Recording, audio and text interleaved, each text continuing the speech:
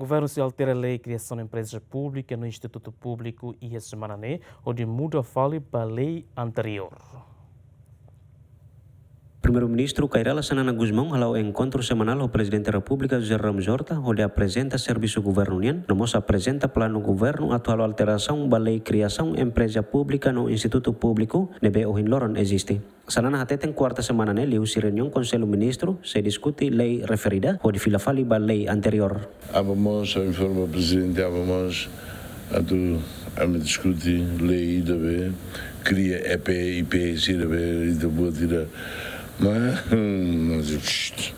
filho fala para antigo, tem que mata, o diário, estamos lá, ossa, e te gasta o vidro, batendo lá.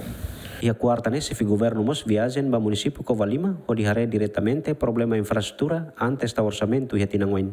Abang lurai, abang tobe suai, usi suai, ba forem, fatmeia forem, para estradas também e agosto e eu no comitê de revisão orçamento atuarei relógio ouça ba saída nem mais até não vou ter outro e tema de nem prioridade aí nem beletin sil quali lá então não é realidade e lá tem gasta ouça Estados Unidos. E a encontro se o governo mos informa base Estado com a visita oficial ba Singapura domingo onde hamete relação bilateral no diplomacia entre país ruane. Agustín da Costa, GMN.